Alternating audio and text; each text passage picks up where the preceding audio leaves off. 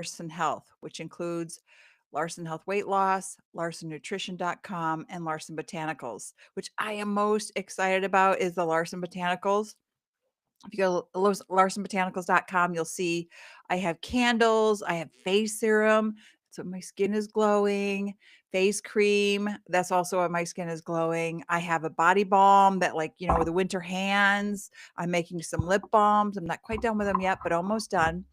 And candles that are everything is non-toxic, made with all organic ingredients, and I'm so excited about it. I'm actually gonna have to get a little shop because our house right now is filled. I have if you saw my desk, I've got labels upon labels getting ready to do the labels for all the products, and I'm looking at, professional packaging for it. I've invested a lot of money into this, and I'm really excited. We're gonna do some holiday shows, and it's available on my website. So I'm really looking forward to, providing these non-toxic skincare items and the candles, and then I'm gonna get into some other products, soon as well, like some face wash and some, other items. So more to come. But here on my podcast, we talk about real health, transformation, and how food, fasting, and lifestyle can change your hormones, your metabolism, and longevity. So today I want to talk to you about something that frustrates so many of you. And honestly, it frustrates me too. This old idea that weight loss is nothing more than calories in and calories out. Just eat less, move more, be disciplined, right? And everything will take care of itself. Well, let me tell you about one of my clients. I'll call her Sarah. She's in her mid 50s, works full time, has three grown kids, and she came to me almost in tears. She said, Kim, I'm eating 1,200 calories a day. I track everything. I walk every night. I feel like I'm doing everything right, and my body is just ignoring me. What is going on? If you're nodding along with that, this episode is for you because what I'm going to tell you today is that your body is not ignoring you. It's responding to the information it's been given. And that information is about so much more than calories. I don't even count calories at all. I can tell you that. I just do not count calories. I watch what I eat, right? So that's probably why at 57, I look damn good for 57. And also the skincare is amazing. I used to have really deep wrinkles around my eyes. Now I don't. It's just amazing what it's doing for my skin. I'm just amazed when you use real whole organic products on your face and put it into your body, what it does for your skin. And drink lots of water too. So, we're going to talk about why the simple calories in, calories out story is incomplete. Okay. So, I'm going to explain why body fat is actually part of your endocrine system. Yes, your fat is hormonally active. So, we'll talk about smart fat versus inflamed fat. And we'll talk about why calories from beans and lentils and broccoli and wild salmon are not the same as calories from ultra processed food. Even if the numbers on the label match, and then we're going to get into one of my favorite topics, your gut microbiome, and this fascinating little bacterium called Akkermansia muciniphila, and how foods like cranberries and pomegranates can quietly remodel your metabolism from the inside out. I also want to share a few stories along the way from clients and their and from research so you can actually picture what these concepts look like in real life. So I don't know if you've ever seen on Larson Health Weight Loss. I have my before and my after. I used to be 198 pounds. And as soon as I got close to that 200 pound mark, I was like, "Oh my god, I've gotta do something about this. I cannot continue on this road." But this is during COVID, and man, I was eating fresh baked cookies right out of the oven. I was having fresh baked pizzas. I was having all kinds of crap. And then I started getting metabolic diseases like high blood pressure, high triglycerides, prediabetes. I was getting sicker and sicker and sicker. And then I look back at, like, what did I used to do that I never was fat before?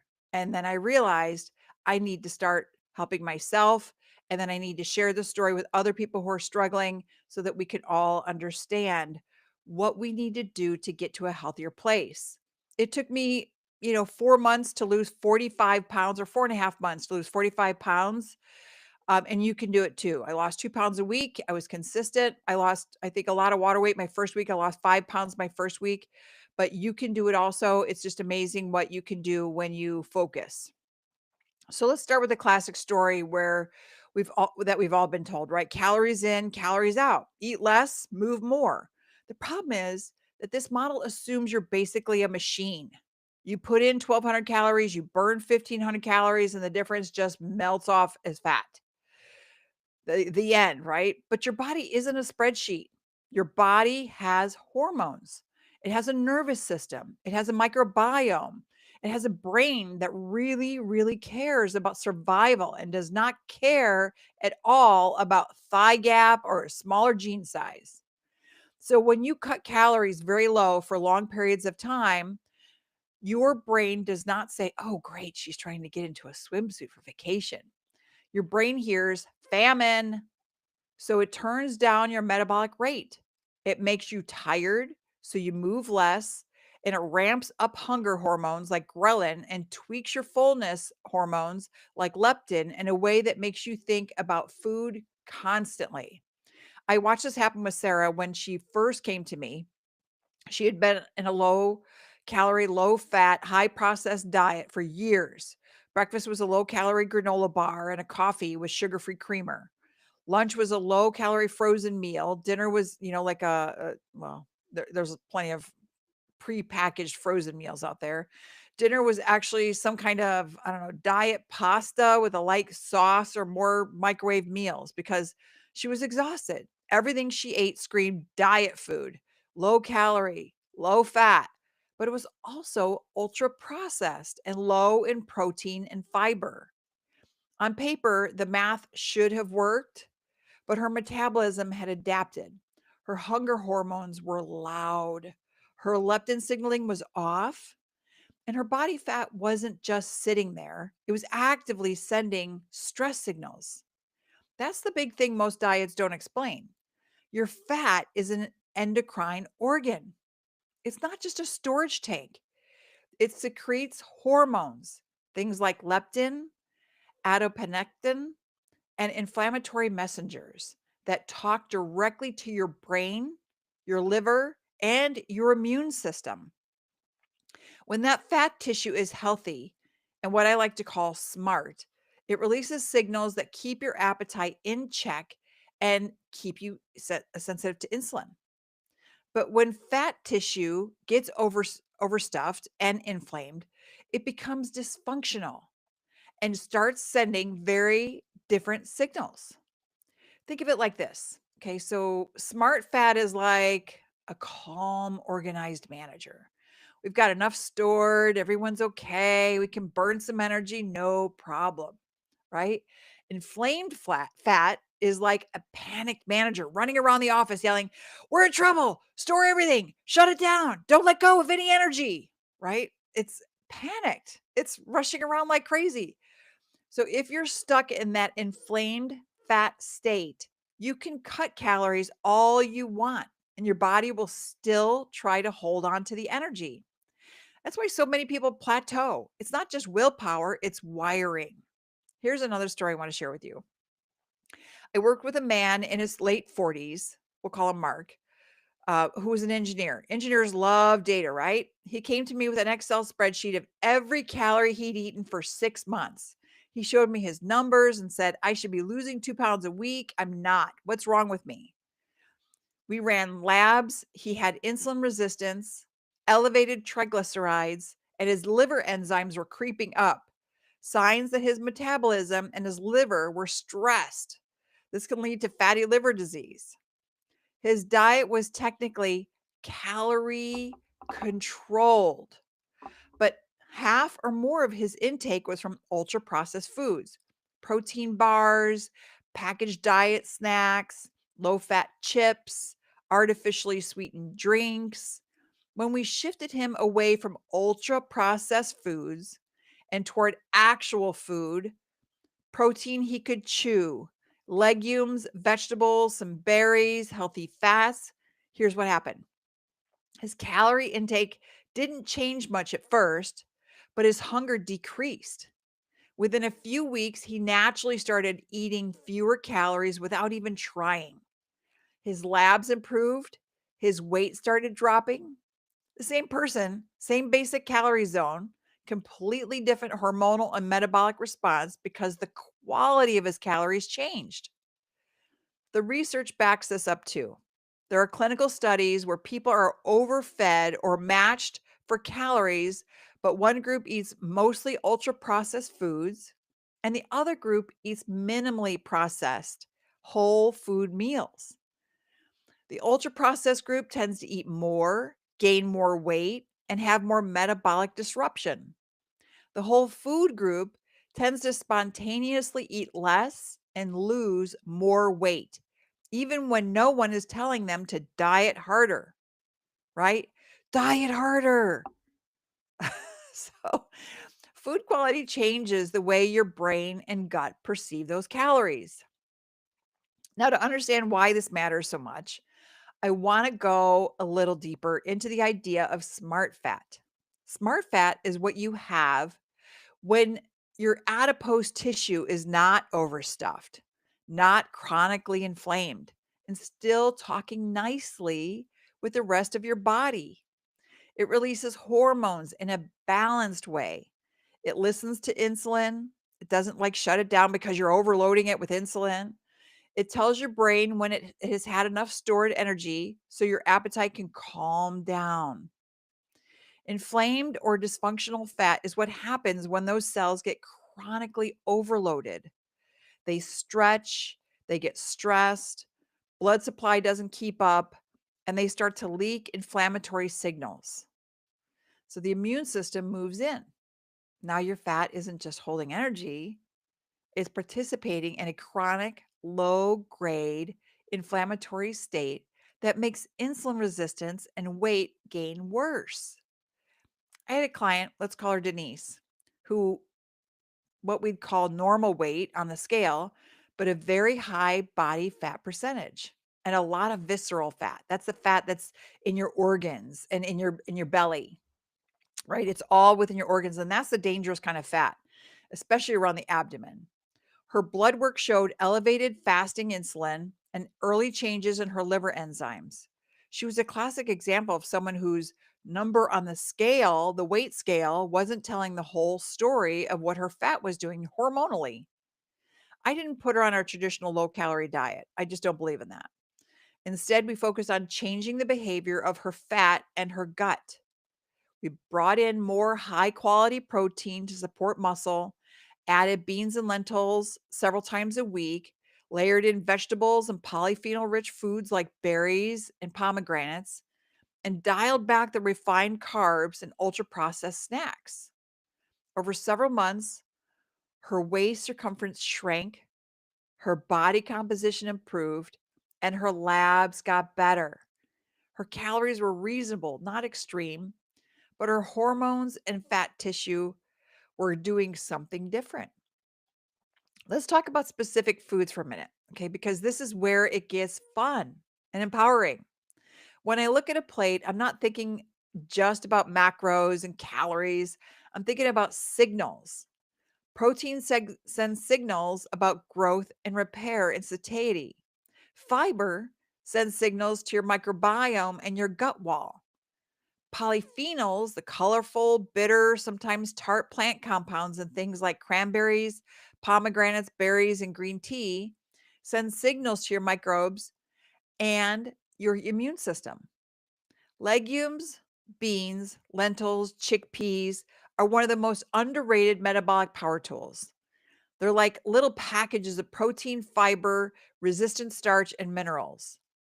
In studies, when people ate legumes in their regular diet, even if they don't consciously restrict calories, they often see improvements in cholesterol, blood sugar, and waist size. I saw this in a client. I'll call her Maria. Maria was in her early 60s, postmenopausal, and had been told she was pre-diabetic. She was terrified of carbs. She had cut them very low, but ended up relying heavily on low carb packaged foods and not eating nearly enough fiber. Her gut was not happy. Her energy was low, and her blood sugar numbers weren't budging. We reintroduced carbs, but smart carbs. We added half a cup of lentils or black beans in her meals, often paired with vegetables and protein. At first, she was nervous. Kim, won't this spike my blood sugar? But we monitored her numbers closely. Over time, her fasting glucose came down, her post meal spikes were smaller, her digestion improved, and she started losing inches off her waist. Same woman, different quality of carbohydrate, different metabolic story. Now, let's weave this into the gut microbiome and this fascinating little bug called Akkermansia muciniphila. Akkermansia lives right up against the mucus layer that lines your intestines. You can think of it like a gardener that helps tend to your gut barrier. When this microbe is present in healthy amounts, studies have linked it to better insulin sensitivity, lower inflammation, and protection against some of the metabolic chaos that can come when obesity and poor diet. So I remember I used to have leaky gut, and every time I would eat something that was maybe a little off, my gut would just I would get so bloated and be painful. Well, I realized that I had a leaky gut. So I started to go about repairing it, right? Because I was eating all these processed foods, the fresh baked cookies out of the oven, out of some plastic container that they came in, or the pizza that came in the frozen, whatever, and then I added some processed what meats onto it, and maybe I threw on some vegetables, but that was what I was eating, and all that highly processed food, I was so sick. I didn't feel it. I could see that I was heavy. I looked ballooned up. My brother called me that I look like a linebacker. So he's not the nicest guy, but but I took the hint, right? So here's a research style case study. In some animal studies, when mice are fed a high fat, high sugar diet, they became obese and insulin resistant. No surprise there. But when researchers supplement those mice with Akkermansia, something interesting happens. The mice gain less weight, their insulin sensitivity improves, their gut barrier stays stronger, and their inflammation markers are lower. These are controlled studies where the calories are basically the same. The difference is the microbial environment. In early human trials, even overweight adults took a supplement containing pasteurized Akkermansia. Some of them showed improvements in insulin sensitivity and other metabolic markers. It's not a magic pill, and we still need more research, but it's a powerful hint that your microbes are not just passengers, they are part of your metabolic machinery. I can tell you that what we do is we get kefir every morning. We have a breakfast with, I don't always have this breakfast. Sometimes I just have chicken and some vegetables, but we usually have, I have cottage cheese with, might have a half a cup of cottage cheese, half a cup of Greek yogurt, unflavored. We'll have berries that came from the summer, organic berries that we froze. We'll put that in there. I can actually show you. This is my berries. They're frozen, so I'm letting them thaw, but they're just berries from the summer. And then I'll put in some chia seeds, some holy basil seeds. I'll put in some pumpkin seeds and some sunflower seeds. These are just, whole seeds, whole foods. What else do I put in there? Avocado. I put in half an avocado, and it's just really delicious. Now, this is a huge, I will never finish this whole thing, but this is my mixture of cottage cheese and everything else besides the berries that has got, oh, and it's got some, protein in there. So I put in some peanut butter protein. It's an organic peanut butter protein and, grass-fed whey protein. And this will fill me up, and I will not eat again. And so I'll eat this probably at the end of the show sometime around 11 o'clock, and then I won't eat again until maybe 4 or 5, and that'll be it. That's all I eat. But I make sure that I get a lot of protein. So this breakfast has about 50 grams of protein in it. And then my dinner, I'll probably have 7 ounces of chicken or 7 ounces of salmon or 8 ounces of salmon. and then I'll have some broccoli, or I'll have some green beans, or some Brussels sprouts, or some chopped up spinach or kale, some sautéed, I'm trying to remember what we have growing in the garden. I just chopped it all, obviously, because 'cause we've had frozen evenings too much, and I was so surprised that this stuff was lasting. Anyway, my husband's probably like, "It's this, it's this." So, anyway, now here's where food comes in again, right? So certain foods appear to help support this microbe, right? Especially polyphenol-rich foods. So cranberries are a great example. And some animal models when scientists give a cranberry extract rich in polyphenols, the animals show less diet-induced obesity, less insulin resistance, less inflammation. And one of the changes they see in the gut is an increase in acromantia. Pomegranate, with its rich polyphenols, appears to have similar microbiome supportive effects. I'm not saying drink cranberry juice and all your problems will go away, but I'm saying that when you consistently bring in polyphenol rich foods, berries, cranberries, pomegranate, brightly colored vegetables, herbs, and spices, you're feeding a microbial ecosystem that helps your metabolism work with you instead of against you. So let me give you a composite client story here, combining a pattern I've seen many times. I'll call her Lisa. Lisa was in her early 50s, going through perimenopause, and she felt like her body had betrayed her. She said, I used to skip a few meals and drop 5 pounds. Now I look at a cracker and I gain weight. She was experiencing hot flashes, poor sleep, sugar cravings, and belly fat that seemed to arrive overnight. And when you looked at her typical day, breakfast was coffee and a small pastry or nothing at all. Lunch was often some kind of fast food or a healthy wrap with chips. Dinner was pasta or pizza or takeout. She wasn't eating a huge amount, but almost everything was ultra processed, low protein, low fiber, and low in the bioactives her gut hormones desperately needed. We didn't put her on a rigid 1,200 calorie plan. Instead, we focused on what I call upgrading the information. We built her breakfast around protein and fiber, like the chia seeds, like the holy basil. That's my fiber in there in my breakfast. The berries actually have a lot of fiber, as well as the polyphenols that are in there. And then maybe scrambled eggs with spinach and mushrooms. Mushrooms are amazing. A lot of people don't like mushrooms, but I can tell you that mushrooms are like a natural MSG. They enhance the flavor of anything that you put them in. Or I gave her like Greek yogurt, plain Greek yogurt with a few berries and some ground flaxseed at lunch.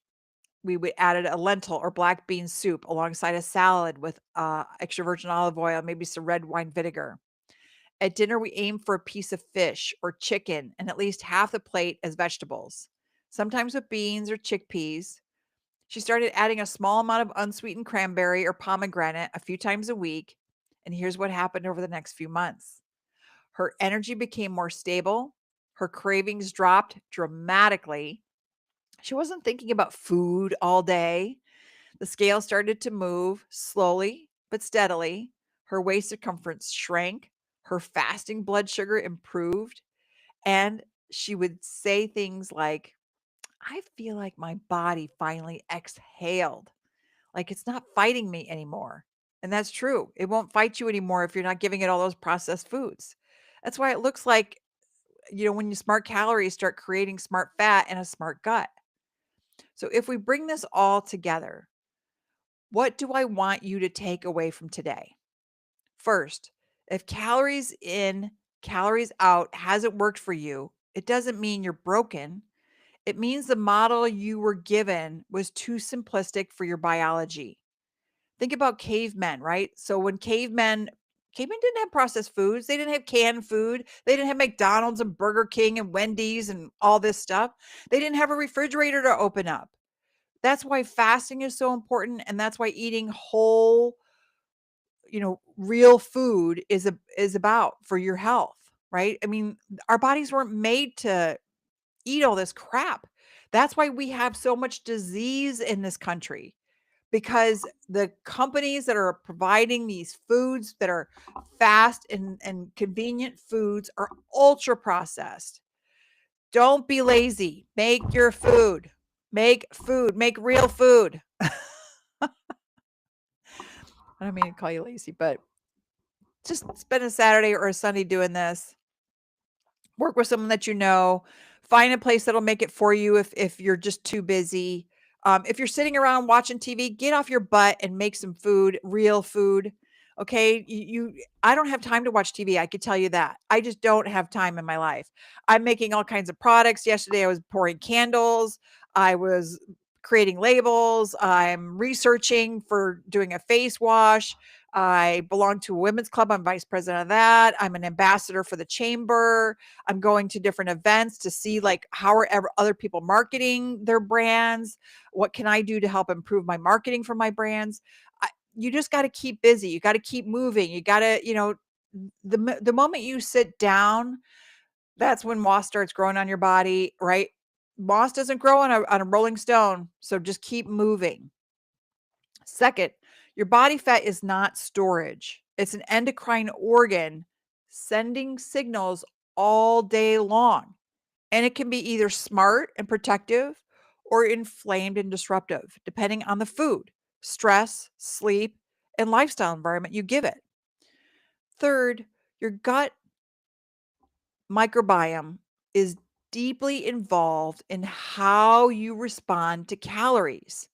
From from how many you absorb to how inflamed your system is to how hungry you feel. Microbes like Akkermansia are part of that story, and they are influenced by your diet, especially by fiber and polyphenols. Even like cancer, they have found that when you have fiber, it will help keep cancer away. It'll help your body fight all those cancerous cells that are developing in your body. You need fiber and you need to get rid of the ultra processed foods. Also, is you need to fast. When you get into 24-hour fasting and 36-hour fasting, your body will start eating away all these cells that are dying or that are not in good shape. It will help clean it all up and clean up your system naturally. So I'm going to be doing a 3-day fast after the holidays, and I would love to do it online with all of you guys. I'll start it probably right after the new year. I'll set out a schedule of when that's going to be, and we can fast together. I'll do lives so that you guys can join me and make sure that you keep listening so that I can help you do a 3-day fast. And I'll talk to you each day about what you need to do, or actually, I'll talk ahead of time of what you need to do and prepare for the fast so that you have the items that you need to go through your fast, and then also to recover from your fast afterwards, because afterwards you can't just go right into eating processed foods. You're going to have a terrible system. I can tell you that when I came off of it, it was like we were going out for dinner. It was my birthday, and we were going to have a steak dinner. And I had had my broth, and then 2 hours later, I had some kefir, and then after that, I was supposed to have or some vegetables, excuse me, and kefir, and then I was supposed to maybe introduce protein the next day. Well, I introduced it that night, and I was not in good shape. So you just want to introduce stuff slowly, but I can talk about that more later. So, and finally, the quality of your calories matters tremendously. Calories from legumes, vegetables, fruits, herbs, spices. Nobody ever got fat on herbs and spices. Healthy fats like avocado, nuts, seeds, extra virgin olive oil, ghee, and quality protein behave differently in your body than calories from ultra processed foods, even when the numbers on the label are identical. So instead of asking, how do I eat less? I don't want you to eat less. I want you to start asking, how do I eat smarter? Maybe for you, that looks like taking just one meal a day and turning it into a whole food, protein rich, fiber rich, color rich meal. Maybe it looks like swapping a frozen dinner for a simple chili made with ground turkey and beans. Maybe it looks like adding half a cup of lentils to your salad a few times a week, or sprinkling pomegranate arils over your roasted vegetables, or trading the bakery pastry for a breakfast built around eggs and veggies. Start where you are. You don't have to overhaul everything all at once. Your body will respond to small, consistent changes. And if you're listening to this thinking, okay, I get it, but I want someone to walk this with me. I want a plan that's specific to my hormones and my health history and my life. That's exactly what I do. You can head to larsonnutrition.com to learn more about my one-on-one coaching and the programs I offer for men and women who are ready to work with their biology instead of apologizing for it. There, only 80% of what is genetic is passed on. So it's not all genetics either. Only 20% of genetics cause most problems. So I'll also add links to the show notes to some of the research behind what we talked about today. Studies on body fat as an endocrine organ, research on ultra processed foods and weight gain, clinical trials on legumes and metabolic health, and emerging work on acromantia and polyphenol rich foods like cranberries and pomegranate. So if you're a bit of a science nerd like me, you can dig in for yourself. So thank you so much for spending time with me. Remember, you're not a math problem. You're an ecosystem. You really are an ecosystem. When you start feeding that, like I love uh this show where they talk about what is it? There's another one coming up. It's fire. And they like take their whatever and they connect it to the trees, and it's amazing how it is so true how we are connected to the earth. Like, you should be walking with bare feet on the ground, obviously not in the winter unless you're in Florida. Walk bare feet on the grass and spend some time there. Make snow angels on the grass. Just spend some time in earthing yourself. Walk on the beach with bare feet. When you start feeding that ecosystem the right information, your body doesn't get smaller, it gets smarter and healthier.